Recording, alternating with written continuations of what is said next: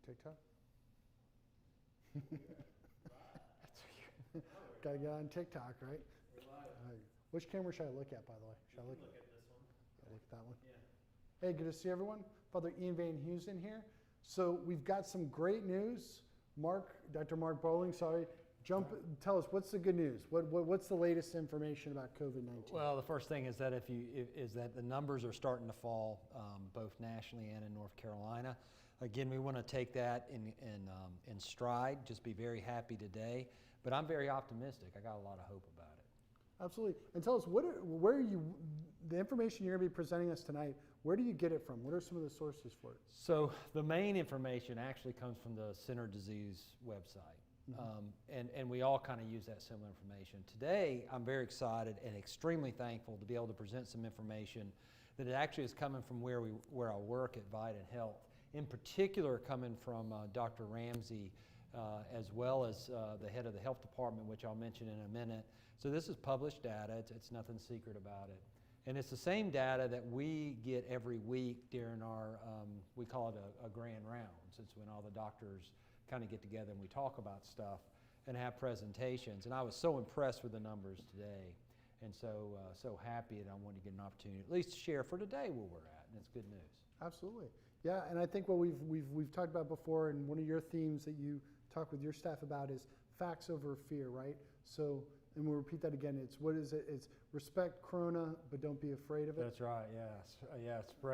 Respect Corona, don't fear it. There you go. Right. Absolutely. So in that sense, I think let's jump into the presentation. Let's see what we got for the slides. So again, I just really want to give a big shout out to Vidant Health and to Dr. Ramsey and to all the work that all the healthcare professionals are doing. I've been very, very thankful and very fortunate to be able to work with Vidant and to work at Vidant, who's done a tremendous amount of work, as well as East Carolina University School of Medicine. These two entities have just been together in making sure that a lot of this stuff is taken care of. And some of the information I'm going to show you is coming from kind of all of Eastern North Carolina through the Vidant system. So extremely grateful to all of them, extremely grateful to be able to work there, and very, very proud of all the healthcare workers, all the nurses, all the care partners, all the therapists, done an amazing job taking care of these patients. So in this first slide here, this is just showing the national data. And I don't know if you can really see it on the slide, but if you kind of look right around the beginning of July, you start seeing that takeoff and that spike. And as my boss says, we had a couple of things happen around that time. We had a couple of holidays, July the 4th being one of them. So there seemed to be kind of a spike there, but as you can see, it's starting to trend back down. Now this is national data. So anytime we can start seeing that slope coming down, that's good news. Next slide, please. So this actually is coming from the Johns Hopkins website. I actually just learned about this. Dr. Ramsey kind of turned me on to this, but I like the way it's broken down. It kind of shows a couple of the hot spots there. California, unfortunately, was one of the states that did report showing kind of an increase in cases, but if you look at Texas and even look at Florida, they're starting to decrease again. And then as you kind of look on the left-hand side of the slide here, you see all the little boxes. Those are the individual states. And if you can kind of look on your computer and kind of pick out North Carolina, you could see it's starting to dip down. It's not dipping down as drastic of a dive as we would like. It is in the green, and green is good. We want it to be a darker green, but it's starting to come down. And for me, looking at this whole aspect of the nation, I'm getting a very optimistic feel that things are starting to go in the right direction. We've been in this before. We've seen it go in the right direction before, and it'll spike back up. I do think we still have a ways to go with Corona, but I do think that we're starting to get a really good idea how to handle this, and people are starting to adhere to some of the safety things, and I think it's overall good news. Next slide, please. This is North Carolina data. Again, there's been about 140,000 cases, about 2,000 deaths, unfortunately. But again, look at the slope of the curve, particularly the one that's green. It kind of peaked up. Again, that's right around early July. June and July, you see it peak up. Now it's starting to slope back down. Where you see the kind of gray box, that's an area of unknown. And what I mean by that is that we don't have all the data yet. It might go up a little bit, it might go down a little bit. I can tell you from my own personal experience, just from this area, I'm only talking about Eastern North Carolina and Greenville. In particular, Greenville, our cases, at least in the hospital, thank God, have been really steady and seem to be declining at this moment. And again, as you can see, the deaths are also starting to fall. One of the things to remember when you look at these statistics, and it kind of makes sense if you think about it, you'll see numbers like patients, people being positive. And then shortly thereafter, maybe about 2 or 3 weeks later, if you see the positive rate go up, you might see the hospitalizations go up after that, because it takes about 2 or 3 weeks before you see some of those folks, unfortunately, they're going to get sick enough to be hospitalized, get hospitalized. And then about 2 or 3 weeks after that, unfortunately, you'll see the deaths. But they'll start falling after that. So what you'll typically see is a lot of the cases will go down, and then the other ones will fall suit. And that's kind of what we're seeing. The main thing I think you want to look at a lot of times for this is the percent of positive cases. So you might have a lot of people getting positive or being tested, more people get tested, but the less that are positive, that number drops. And I didn't have that slide, but one of the slides that we showed today that I thought was really neat was that we're around 7%. I think it was 7.5 or 7.4 last week. It's now down to like 7.3 or 7.2. So that overall percentage rate, we're starting to fall too. The overall theme of this that I want to get across at this moment, this week, is that we are starting to see kind of a decline across the board. And I think that's really, really, really good news. We're going to keep praying and hoping, and that's going to be the case. And I think it's really because of all the hard work and the good work that everyone's doing out there. And I'm talking about our individual citizens that are thinking about distancing, they're thinking about wearing masks, they're washing their hands, they're staying home and doing those things, but yet they're still living their life. And I think that's very, very, very important. Next slide, please. This is just an overall map of North Carolina. So as you get darker blue, that's kind of Duke color, it's no pun to anybody out there. Then you kind of see that's the heavier amount of cases, and you can kind of. Is that Duke fans or? Yeah, that's right. You can kind of see where the heavier cases are, and it's really kind of in the central part of the state around Raleigh, but it did kind of creep over toward the eastern part of the state. Next slide. This is a really kind of a neat breakdown here. And what you're seeing where it says from June 18th and it goes all the way to August the 1st. So in June 18th, and this was pointed out, I thought it was really neat. If you kind of look right about the middle of the graph there on the June 18th to July the 1st, I don't have a pointer to show you, but you can see it's kind of that middle blue, almost kind of that Carolina blue. And then as you notice when it goes to July the 2nd, you start seeing that strip of dark blue going straight down. Well, that's kind of around the I-95 corridor. And then now you see July the 17th to 30th. Again, it gets darker blue, but now you start seeing that some of that's lightening up. So that's an easier way or a nicer way to show you of how this has kind of progressed from early June, July to now. So we're very encouraged with this. We've got a lot of work to do. We don't let up now. We keep going forward. I do think that it was a smart call to do what we've done as far as our phases that the government has decided to do. I think it was a good thing, particularly with the kids going back to school. But I've got great hopes and anticipation and praying that maybe in the next 2 to 3, 4 weeks, who knows, we might be able to move on to that next phase. And that's what we're really praying for, as long as this trend keeps going. Next slide, please.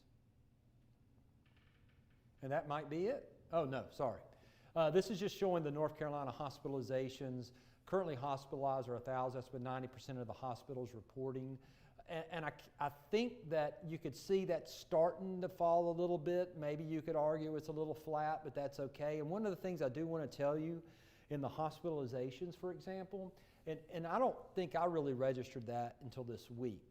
So when most hospitals, from my understanding, it's certainly true at Vidant, have taken very aggressive measures to make sure that the hospital is a safe place, meaning that people who come and visit, other patients there, staff, faculty, are all safe from trying to get COVID. Well, one of the things that we do is we test a lot of patients, even when they don't have symptoms, Or if they're getting certain procedures or something like that, we want to make sure they're not infected. So a lot of the hospitalizations that are positive COVIDs are not necessarily hospitalized because of COVID.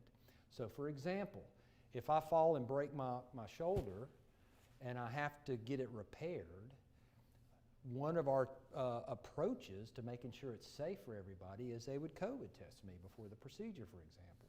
I might turn up positive, and we're seeing that happen. And these folks will turn up positive, but they have no COVID symptoms. Mm-hmm. So we treat them like they have COVID. We isolate them. We do things. Thank God they're well. We go in, we fix their arm and their goods. So some of the hospitalizations and the numbers going up are actually people that are admitted with COVID, but that's not why they're admitted. And thank God they're not having real bad symptoms and not having the respiratory stuff. And I think that's an important thing. It does tell us how much it's in the community. But it's also telling us that a lot of people aren't necessarily having symptoms enough to be hospitalized, as what the numbers are saying. I hope that makes sense to everyone. Mm-hmm. Now, I'm speaking mostly just from our experience that I've seen at Vidant. And I can't speak for that for the entire state. But I would assume that's probably true throughout the state. Again, this is my opinion. This is not any hardcore facts. But that's a fact, what you're seeing on the screen. Next. This is a killer slide. I really like this slide. Now, this comes from our Pitt County Health Director, Dr. Silvernell, and I think he presented this recently to the county commissioners. But just to kind of break down this slide and the take-home message, there's a lot of statistics and numbers on here, but there's been about 2,300 total cases. 1,800 folks, thank God, have recovered. We've unfortunately have lost 14 individuals, and that leaves about 500 active cases. So if you kind of break that down, and that's i.e. cases that are less than 15 days old, and that's how they kind of figured this out.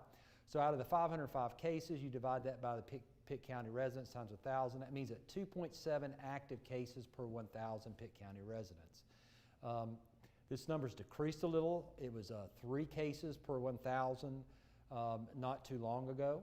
And I think that was around, don't hold me on this, but I think it was around the middle of the summer, maybe the end of June. I think really the big number that I like when you get down to this is looking at, you have 1.3 of Pitt County residents are infected during the last 5 months, and that means that 98.7% of Pitt County residents have remained free of COVID, thank God, over the last 5 months. When you look at deaths, tragic.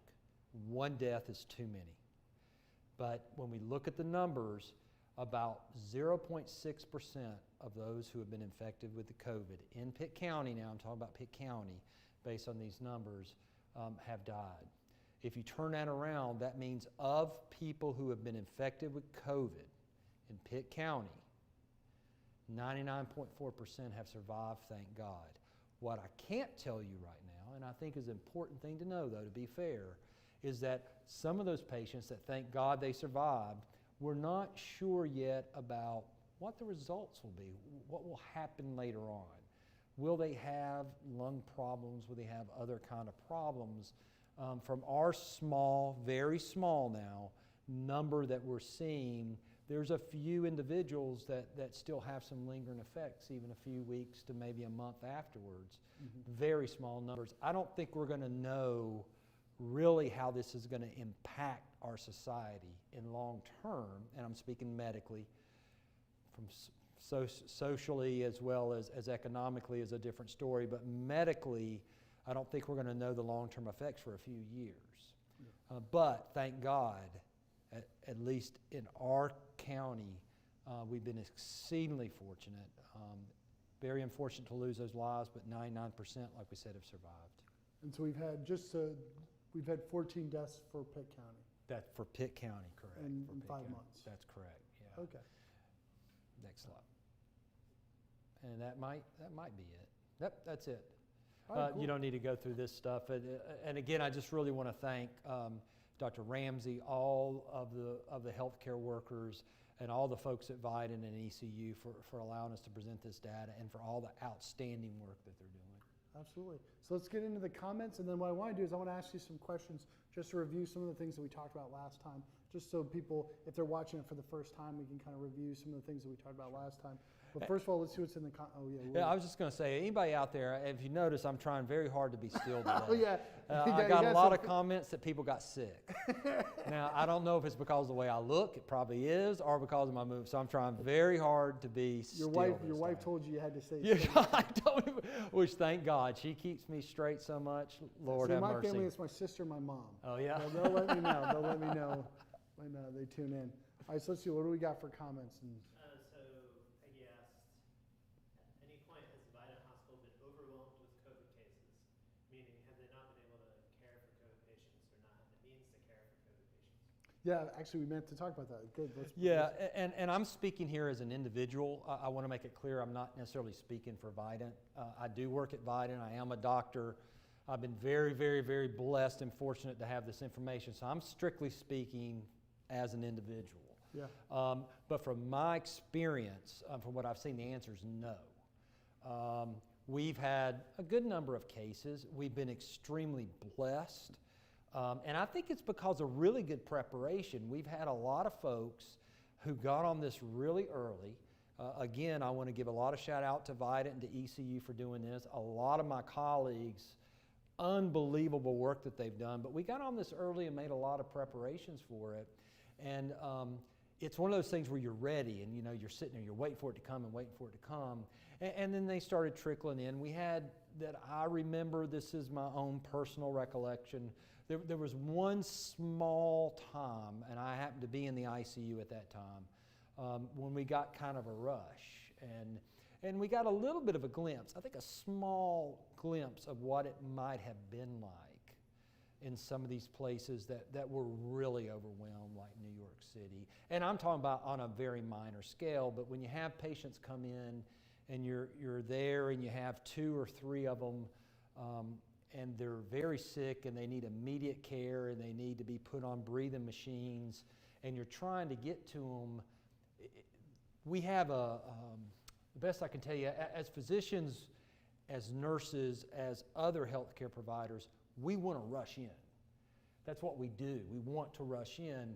And we've had to learn how to hold back for a second, make sure we're protected, everybody's protected so we can go in and help the patient, because if we don't and we get infected and we get knocked out, there's no one to take care of the patient. That was hard. Again, very, very small time period. This was about 2 days we went through this. And it was very few cases, but you got that sense of urgency. I can only imagine the wonderful people across the nation and the world, like in New York City, that took care of, we had maybe 4 patients come in at once like that. I could imagine 40. My goodness.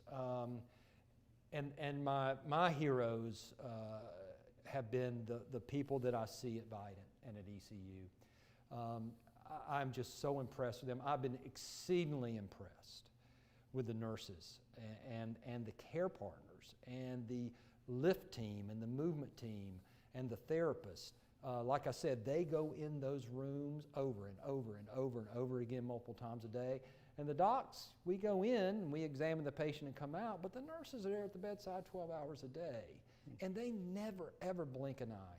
So to answer that question, in my experience, no, we've never been overwhelmed to where we had to take drastic measures. We have plans after plans built up like you wouldn't believe. Again, amazing work done by the Vidant ECU team, and we haven't got to that level, but we're ready. Gotcha. All right, other comments, questions? Could someone who may have had COVID in the past spread the virus? Yeah, we talked about that a little bit. What's that window in which somebody could spread the virus? Yeah, so this is my understanding about it, and I learned a lot of this from our incredible infection control doc, Dr. Ramsey, and our wonderful ID doc at ECU Vidant, Dr. Cook. Once you develop antibodies, most likely we think that you're not going to be able to spread it. There's still some questions about that, so we're going to take the conservative side of it. So there's kind of this complicated, it's not too complicated, but you got to get a little bit used to it. manner in which we decide whether or not someone, if I can use this term, is kind of out of isolation or safe to return. In general, once you get it and you developed antibodies, you shouldn't be able to spread it unless you still have a lot of symptoms, and a lot of it depends on when you first started developing your symptoms. We think that most of the time, even if we didn't have antibody testings, maybe 14 days after the first symptoms, you're probably okay. If you're in a, God forbid, very severe disease, like in the ICU, sometimes we say 20 days. But again, a lot of that's because we don't know yet. Yeah. However, the data's coming out more and more and more and more. And in this particular grand rounds with the slides that I'm showing, I didn't show you these, it actually addressed this. Yeah. And it talked particularly about some studies that have come out that looked at the antibodies. And once you develop antibodies, it's probably unlikely, I'm going to say probably because we still don't know for sure, but probably unlikely that you could spread it. Sounds good. Yeah, thanks for that answer. There was one other that was just about with the schools going back and testing, seeing kind of a spike in some of the campuses, like ECU. Yeah.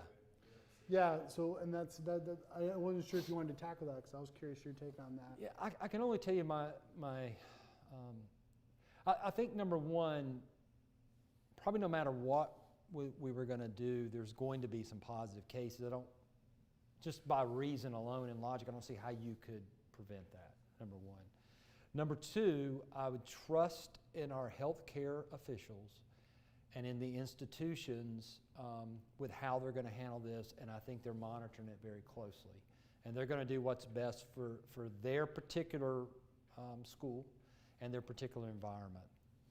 On the other side of that, and I agree totally, I've heard a lot of our healthcare officials mention this. I think trying to stay as much close to normal as we can is important. And I think that education and going back to school as much as you can, that should be the goal, is really what we want to strive for, and it's important. It's important for, I think, mental health. It's important for the education. And I think that's, in my humble opinion, from a kindergartner all the way up to college. But I think it's really going to be driven by individual institutions and what's going on in your area. If you're in an area where there's hardly any COVID, and there are some places like that, it's going to be different than if you're in an area where there's a whole lot of COVID. Yeah. For this age group, say for example, I'm going to say college age group or even younger, those kids and those individuals will certainly get COVID. The statistics, as I showed last time, very, very, very unlikely, unless they have some underlying health problem, very unlikely to die from it. But they could spread it. And that's the big thing that you have to be careful about. And that's a lot of what I think some of these institutions are looking at.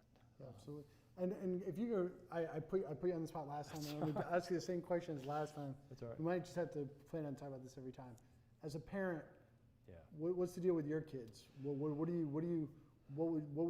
you want for your kids with school and all that? Well, I tease them because I told them that I wanted to go to school because they get on my nerves all the time, and I can't have them at home anymore. As a parent, just like I mentioned, and this is obviously, you asked me my opinion, trying to separate myself from being a dad. I want them to go back to school. I want them to have that experience. I do think that it's important for them to be around other kids. Now, from the information side of it, looking at it, the data to me, the data that we have, that is the most unbiased that I can find data, the Center of Disease Control Center, doesn't show that these younger kids are at risk of getting very, very serious or death. So it makes me feel better, right? I mean, if that wasn't the case, then I would feel worse about it. It doesn't mean, God forbid, that a child could get sick or a college kid could get really sick. But chances are, based on the information we have, they won't. So I push for that, and I'm glad that the institution they're going to has decided to do that and has done a fantastic job, by the way. Been very, very pleased with it. So that's my take on it. Yeah, I got a question for you.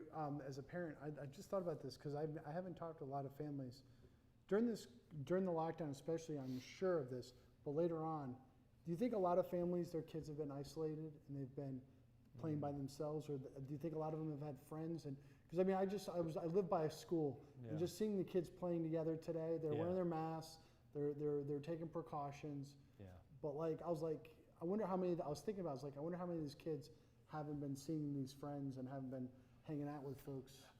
I don't know obviously the bigger picture of it. I can tell you what I've witnessed.